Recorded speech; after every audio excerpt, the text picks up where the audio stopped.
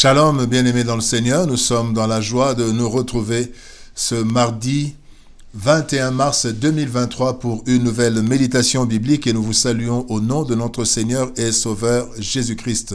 Nous allons lire aujourd'hui un texte dans la troisième lettre de Jean. 3 Jean, nous lirons le verset 11. 3 Jean 1, 11. Voici ce que déclarent les Écritures. Bien-aimé, n'imite pas le mal, mais le bien. Celui qui fait le bien est de Dieu. Celui qui fait le mal n'a point vu Dieu. Imitons le bien. Imitons le bien, tel est le thème de notre méditation de ce mardi 21 mars 2023. Bien-aimés dans le Seigneur, la Bible nous dit qu'il n'y a rien de nouveau sur la terre ou sous le soleil.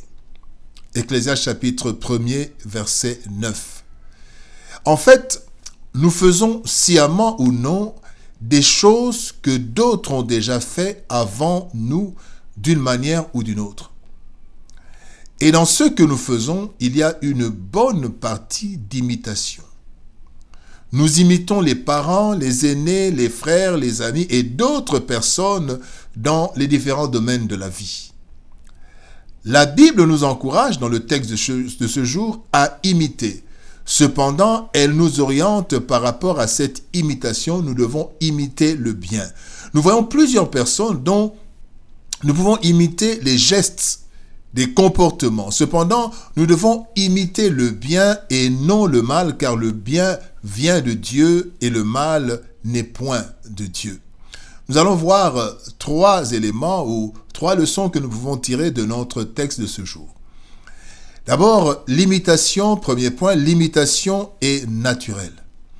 Dans Exode chapitre 23, verset 24, la Bible dit « Tu ne te prosterneras point devant leurs dieux et tu ne les serviras point. Tu n'imiteras point ces peuples dans leur conduite, mais tu les détruiras et tu briseras leurs statuts. » Dieu, en envoyant son peuple dans une nouvelle terre, sait que ce peuple va naturellement imiter, mais il défend à ce peuple d'imiter les pratiques de ce peuple. Tout ce que nous faisons est en majorité une imitation. Imiter, c'est faire ou s'efforcer de faire la même chose que fait une personne. C'est aussi prendre la conduite, les actions d'une personne pour modèle. Dès notre enfance, bien-aimés, nous imitons, et cela va jusque dans notre vieillesse. Le comportement, la façon de parler, d'écrire, de s'habiller, etc. Nous imitons d'abord les parents et les aînés. Certes, il y a des réaménagements avec une dose d'originalité personnelle, mais sur base d'imitation, car nous découvrons tout sur la terre. Notre cerveau est venu pratiquement vide à la naissance, prêt à emmagasiner une tonne d'informations, une tonne de comportements que nous imitons. L'imitation se fait consciemment ou non, par apprentissage ou par habitude acquise sans même nous en rendre compte. La deuxième leçon, nous voulons parler de savoir imiter. Savoir imiter est primordial. Paul dit dans Romains chapitre 12, verset 2, « Ne vous conformez pas au siècle présent, mais soyez transformés par le renouvellement de l'intelligence afin que vous discerniez quelle est la volonté de Dieu, ce qui est bon, agréable et parfait. » Avec le temps, nous devenons matures et nous acquérons la capacité de choisir et de rejeter certains comportements que nous avons tendance à imiter ou que la société veut nous imposer. Les meilleurs guides, bien-aimés, dans le choix de ce que nous devons imiter sont d'abord la conscience. La Bible dit dans Romains chapitre 2, verset 14-15, dit « Quand les païens qui n'ont point la loi font naturellement ce que prescrit la loi, ils montrent que l'œuvre de la loi est écrite dans leur cœur, leur conscience en rendant témoignage. » Donc il y a d'abord la conscience qui va nous aider, qui nous guide pour choisir. Il y a deuxièmement l'éducation.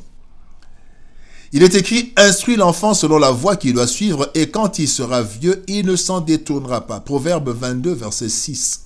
Et donc, quand il y a une éducation, l'éducation nous permet de choisir ce qu'il faut imiter. La troisième chose, ou la troisième voie, ou la troisième aide, c'est le Saint-Esprit.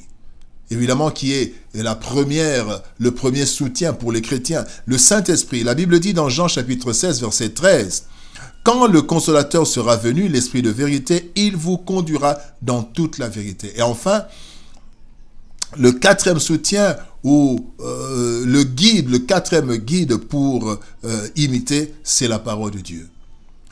Il est dit, ta parole est une lampe à mes pieds, une lumière sur mon sentier. Psaume 119, verset 105. Bien-aimés, ces guides nous aident à discerner et à choisir ceux que nous devons imiter. Paul dit, ne nous conformons pas au siècle présent, donc n'imitons pas tout ce que le siècle présent nous donne, mais nous devons discerner. Et pour le discernement, il y a la conscience, l'éducation, le Saint-Esprit, la parole de Dieu. Et maintenant, le troisième point, nous voulons voir imiter le Christ et ceux qui l'imitent. Paul dit aux Corinthiens, dans 1 Corinthiens chapitre 11, verset 1er, « Soyez mes imitateurs comme je le suis moi-même de Christ. » Pour éviter tout désagrément, bien-aimés, nous devons apprendre à imiter ceux qui font le bien, car ceux-là sont de Dieu, comme dit le texte de ce jour. Particulièrement les enfants et serviteurs de Dieu, qui ont l'obligation d'être des modèles à imiter. Parce que les chrétiens, les serviteurs de Dieu, sont supposés être des imitateurs de Dieu. 1 Timothée chapitre 4 verset 12 dit que personne ne méprise ta jeunesse, mais sois un modèle pour que les autres t'imitent. Voilà ce que Dieu dit à un serviteur. Sois un modèle pour les fidèles en parole, en conduite, en charité, en foi, en pureté. Sois un modèle pour que les autres t'imitent. Voilà pourquoi nous devons imiter les enfants de Dieu, les serviteurs, les personnes qui marchent selon la parole de Dieu. Et par-dessus tout, bien-aimés, celui que nous devons imiter, c'est Jésus-Christ.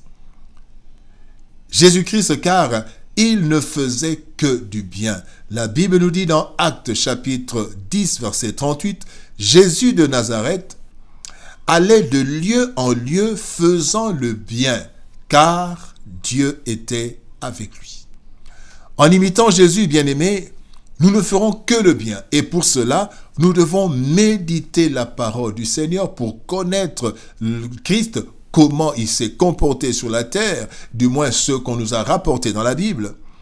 Et nous devons prier pour que Dieu nous communique la capacité d'imiter le bien en lui, le bien en Christ.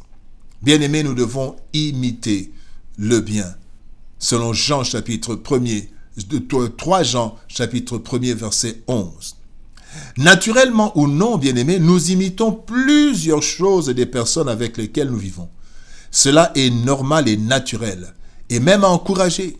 Cependant, nous ne devons pas tout imiter sans choix ni discernement.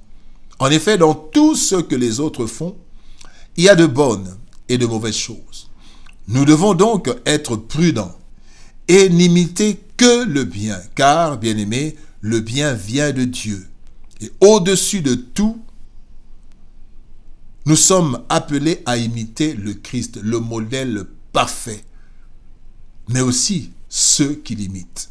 Soyons donc de bons imitateurs, imitateurs de bonnes choses. Prions le Seigneur. Éternel Père de gloire, toi qui es notre Dieu et notre Roi, Seigneur Jésus, toi le modèle parfait, tu veux, Seigneur de gloire, que nous imitions le bien. Et quand nous t'imitons, nous ne ferons que le bien. Aide-nous, Seigneur, à imiter le bien, car le mal ne vient pas de toi.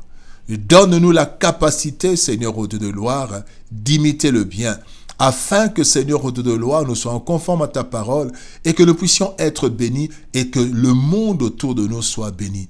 Donne le discernement, Seigneur de gloire, à travers ta parole, à travers la prière, par le Saint-Esprit, afin que nous n'imitions que le bien, pour notre bien et pour le bien de ceux qui nous entourent et surtout pour ta gloire. Au nom de Jésus-Christ, nous avons ainsi prié. Amen. Bien-aimés dans le Seigneur, que Dieu nous bénisse.